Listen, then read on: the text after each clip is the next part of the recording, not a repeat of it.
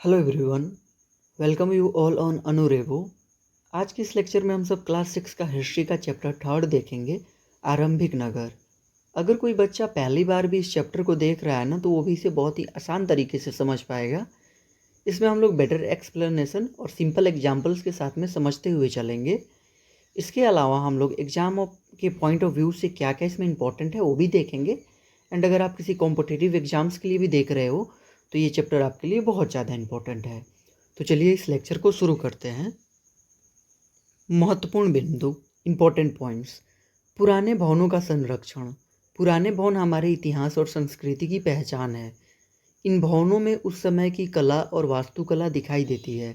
आप अपने शहर, अपने गांव और अपने मोहल्ले में देख सकते हो, वहाँ पे ना कोई एक ऐसा घर ज़रूर होगा जो बहुत ही पुराना होगा, और वहाँ पे ना बहुत ही अच्छा आपको वास्तुकला देखने को मिल सकती है।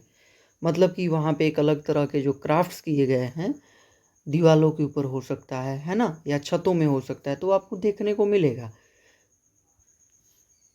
इन भवनों को तोड़ने के बजाय सुरक्षित रखना चाहिए। सरकार और नागरिक दोनों की जिम्मेदारी है कि ऐसे ऐतिहासिक धरोहरों का संरक्षण करें। बिल्कुल, जितना योगदान सरकार का होना चाहिए, उतना ही योगदान और डेडिकेशन हमारे साइड से भी होना चाहिए। अब इसे इस तरीके से याद रखो कि ऐतिहासिक धरोहर इक्वल टू हमारी पहचान और हमारी विरासत, है ना। हड़प्पा सभ्यता की खोज जो दूसरी सबसे इम्पोर्टेंट पॉइंट है एनसीईआरटी बुक के अकॉर्डिंग।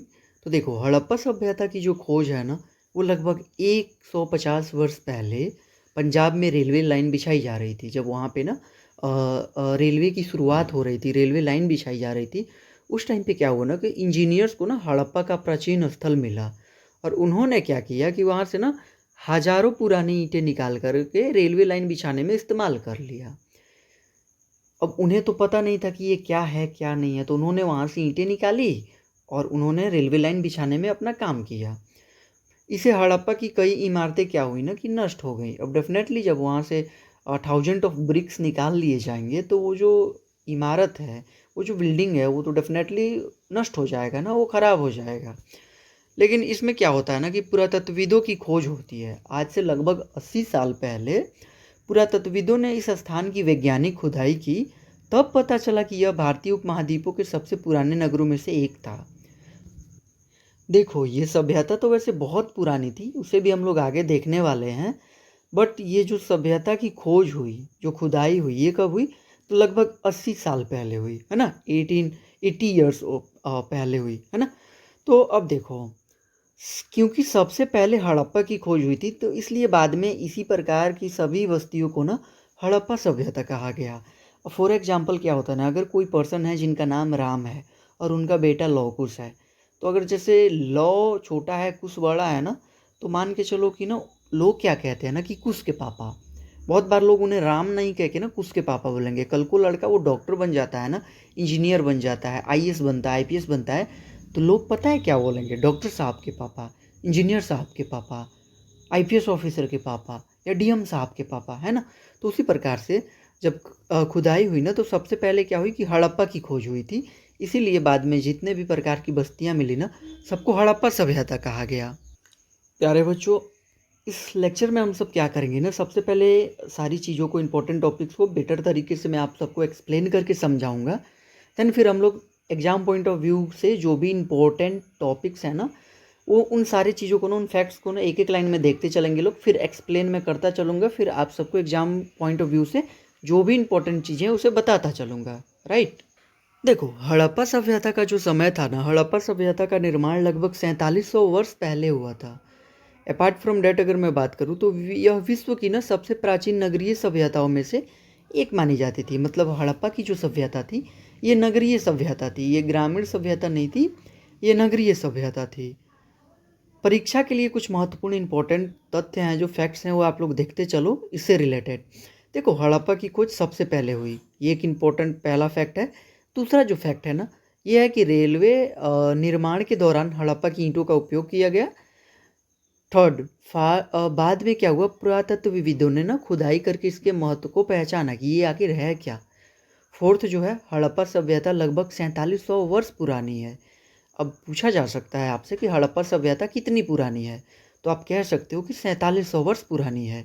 ऐतिहासिक इमारतों का संरक्षण डेफिनेटली आवश्यक है, ताकि हमें पता चल सके कि हमारी जो पुरानी सभ्यताएँ थीं, कैसे थीं, पहले लोग किस तरह के वास्तुकला को मानते थे, किस तरीके की कलाकारियाँ होती थीं, किस तरीके के घर होते थे, राइट? अब देखो, चूँकि हड़प्पा सभ्यता जो था ना वो नगरीय सभ्यता था, तो हड़प्पा सभ्यता के नगरों की कुछ विशेषताएँ थी। हड़प्पा सभ्यता के अधिकांश नगरों में ना 2 भागों में ये नगरों को बाँटा जाता था। जैसे ऊँचे भाग को ना नगर दुर्ग और नीचे वाले भाग को निचला नगर कहा जाता था। दोनों भागों के चारों ओर मजबूत पक्की ईंटों की दीवारें बनी थी, जैसे आज के टाइम पे हमारे घर पे जो बाउंड्रीज़ होती है ना, वैसे ही समझ लो। अब इन ईंटों की गुणवत्ता इतनी अच्छी थी ना कि हज़ारों वर्ष बाद भी इनके अवशेष आज तक सुरक्षित हैं। मतलब समझ सकते हो कि वो ईंटें कितनी पकी हुई और कितनी मजबूत होंगी। मोहनजोदड़ो में एक प्रसिद्ध महान स्नानागार मिला हुआ है। देखो ये ना बहुत इम्पोर्टेंट है। मोहनजोदड़ो में एक प्रसिद्ध महान स्नानागार मिला हुआ है। मोहनजोदड़ो भी ना एक नगर था हड़प्पा सभ्यता का। इसे पक्की ईंटें और प्लास्टर से बनाया गया था इस स्नानागार को। ये मतलब कि बहुत ही बड़ा एक तरह से समझ सकते हो कि ये स्नानागार ऐसा था जहाँ पे बहुत सारे लोग एक साथ में स्नान कर सकते थे। इसे ना बहुत ही बेहतर तरीके से बनाया गया था और पानी के जो रिसाव होता है ना, पानी निकलने का जो रास्ता होता है, उसके लिए भी एक विशेष व्यवस्था की गई थी। इसमें दोनों ओर सीढ़ियाँ थीं और चारों तरफ कमरे बने हुए थे। माना जाता है कि इसका उपयोग धार्मिक या विशेष सार्वजनिक स्नान के लिए किया जाता था।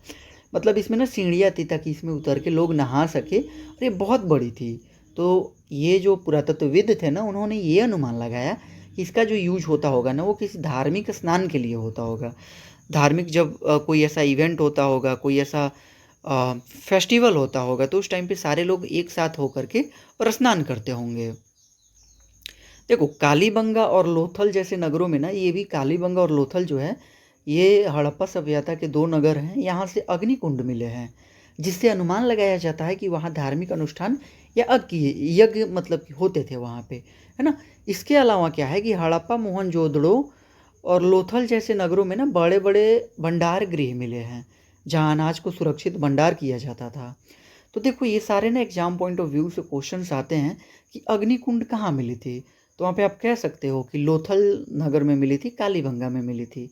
ठीक वैसे ही हो सकता है कि एक क्वेश्चन आ जाए आपको कि अनाज भंडार कहाँ पे मिला था? तो हड़प्पा के और उसके अलावा मोहनजोदड़ो और लोथल जैसे नगरों में बड़े-बड़े भंडार गृह मिले हुए थे, है ना? हड़प्पा सभ्यता के प्रमुख नगर आज के पाकिस्तान के पंजाब में, सिंध में तथा भारत के ना पंजाब में, राजस्थान, हरियाणा और गुजरात में पाए गए हैं। इन स्थानों से मिट्टी के सुंदर बर्तन, खिलौने, मुहर, मनके, तांबे के औजार और ना पत्थर के बने कई सामान मिले हुए हैं, जो इस सभ्यता के उन्नत जीवन और कला का प्रमाण है। मतलब कि ये सारी चीज़ें थी उस टाइम पे, यानी कि उस टाइम के जो लोग थे ना, वो कहीं न कहीं बहुत ही डेवलप थे। अब थोड़ा-सा ना कन्क्लूज़न देखते हुए चलते हैं लोग। हड़प्पा सभ्यता के लोग ना सुनियोजित नगर निर्माण, मजबूत भवन, वैज्ञानिक जल व्यवस्था और धार्मिक गतिविधियों और अनाज भंडारों जैसी उन्नत व्यवस्थाओं से ना परिचित थे। उनके नगर सुव्यवस्थित थे और विकसित थे, जो उन्हें उच्च जीवन स्तर और कुशल प्रशासन को दर्शाते हैं। मतलब जो अच्छे नालियाँ, अच्छे सड़कें, अच्छे घर, ये दिखाते हैं कि वो लोग जो थे ना, वो बहुत ही डेवलप थे। परीक्षा के लिए कुछ महत्वपूर्ण टॉपिक्स हैं। हड़प्पा नगर ना 2 भागों में बँटते थे, एक नगर दुर्ग, दूसरा जो था निचला नगर। भवन जो थे वो पक्की ईंटों से बनाए जाते थे। अपार्ट फ्रॉम दैट अगर मैं बात करूँ, तो मोहनजोदड़ो में महान स्नानागार मिला। अब सवाल आ सकता है कि स्नानागार कहाँ मिला? तो मोहनजोदड़ो में मिला, है ना? कालीबंगा और लोथल में अग्निकुंड मिले, ये भी एग्जाम पॉइंट ऑफ व्यू से बहुत इंपॉर्टेंट है। हड़प्पा, मोहनजोदड़ो और लोथल में भंडार गृह मिले हैं। प्रमुख नगर वर्तमान पाकिस्तान और भारत के पंजाब, हरियाणा, राजस्थान तथा गुजरात में स्थित थे। खुदाई में मिट्टी के बर्तन, मुहर, मनके, तांबे के औजार और पत्थर के ब्लेड मिले हुए हैं। अब भवन, नाले और सड़कें। हमें हड़प्पा सभ्यता के घरों, नालों और सड़कों की विशेषताओं के बारे में जो बताया गया है, देखो हड़प्पा सभ्यता के अधिकांश घर ना 1 या 2 मंजिला होते थे। हर घर के बीच में ना एक आंगन होता था, जिसके चारों ओर ना कमरे होते थे। मतलब एक आंगन है और उसके हर तरफ रूम्स हैं। इस तरीके के घर होते थे और 1 मंजिला या 2 मंजिला होते थे। लगभग हर घर में ना एक अलग स्नानागार, एक अलग वॉशरूम बनाया जाता था और कई घरों में ना कुएँ होते थे, मतलब आज की तरह चापाकल और मोटर से पानी नहीं था या वाटर सप्लाइज़ नहीं होते थे।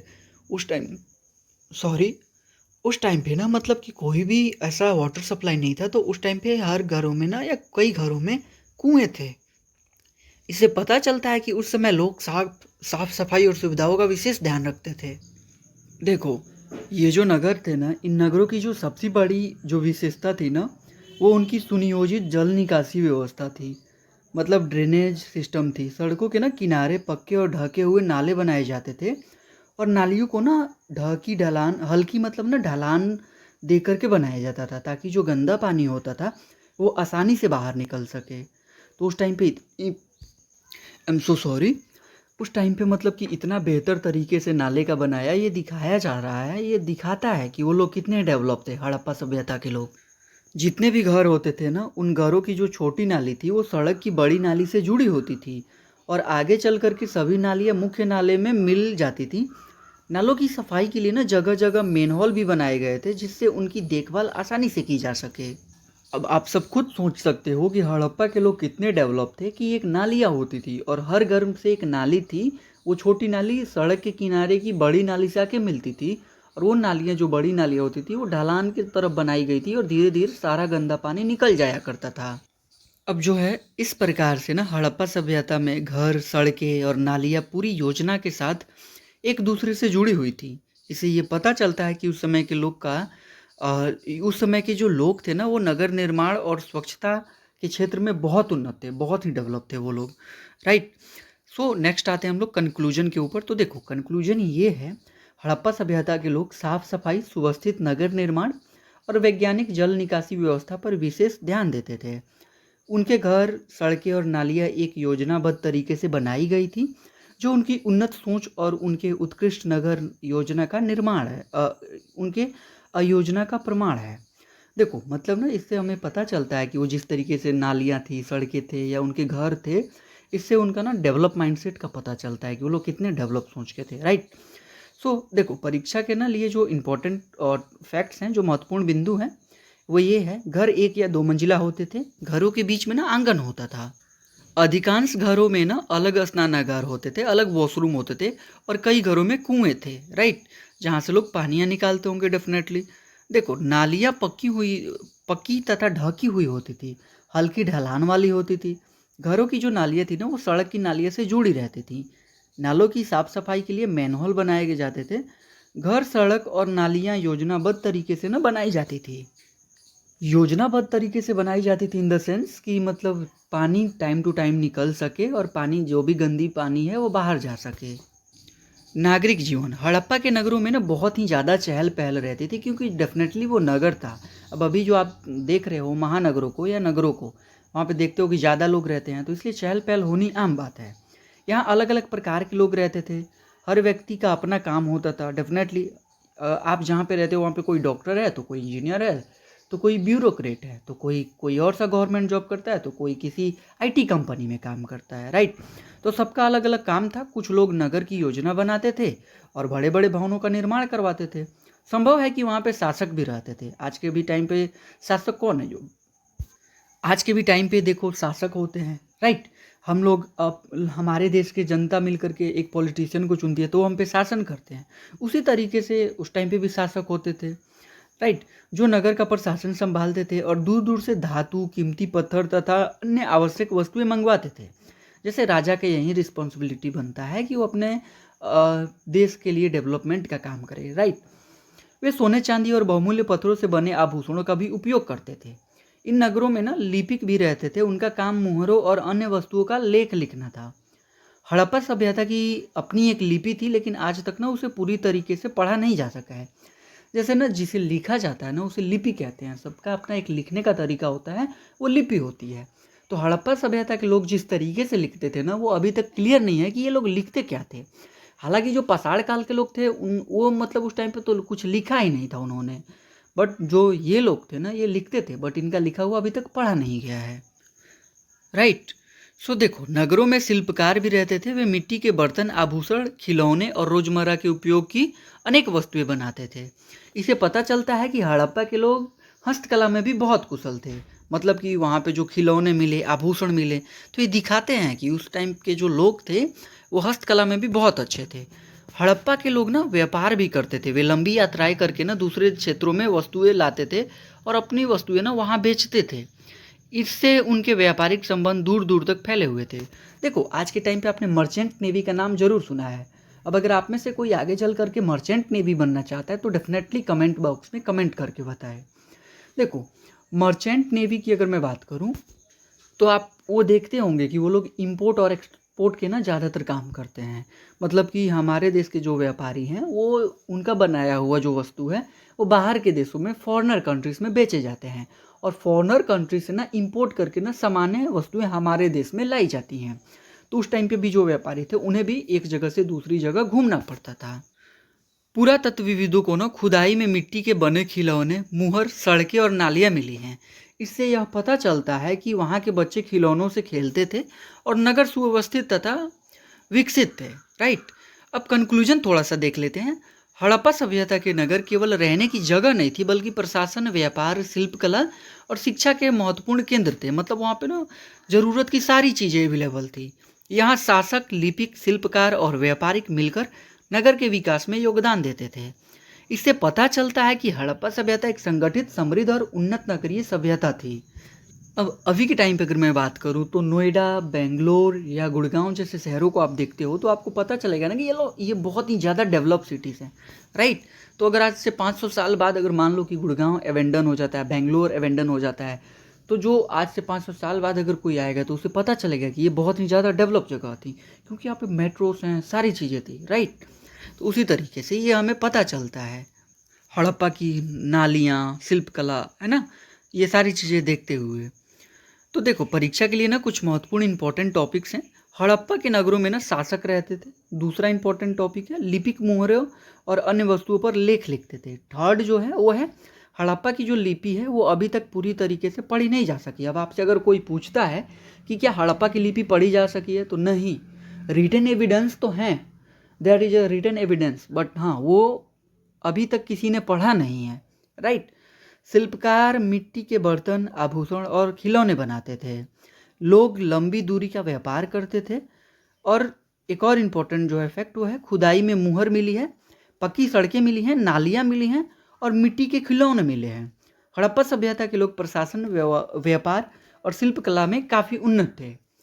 सो बच्चों, आज के इस लेक्चर में हम सब इतना ही देखेंगे। अब पार्ट 2 आएगा। पार्ट 2 में मैं बाकी के सारे एग्जाम जो भी इंपॉर्टेंट पॉइंट्स हैं उन पे एक डिटेल एक्सप्लेनेशन के साथ में बहुत ही सिंपल तरीके से आप सबको समझाऊंगा और एग्जाम पॉइंट ऑफ व्यू से उसमें क्या इंपॉर्टेंट है वो बताऊंगा। और पार्ट 2 में इस बाकी के सारी चीज़ों को कवर किया जाएगा। वीडियो अगर आपके लिए यूजफुल है तो प्लीज़ वीडियो को लाइक करो, अपने दोस्तों के साथ शेयर करो एंड चैनल को सब्सक्राइब करो। अब हम लोग लेक्चर जो इसके बाद क्या है ना, पार्ट 2 देखेंगे, देन हम लोग फिर अपना क्लास 6 के हिस्ट्री का चैप्टर 4 देखेंगे। राइट। इसी तरीके से हम लोग पूरे एनसीईआरटी को कवर करेंगे। सो वीडियो को लाइक करो, चैनल को सब्सक्राइब करो, दोस्तों के साथ शेयर करो। तब तक और फिर मिलते हैं आपसे नेक्स्ट वीडियो में। तब तक के लिए अपना ध्यान भी रखो। Thank you so much. Thank you.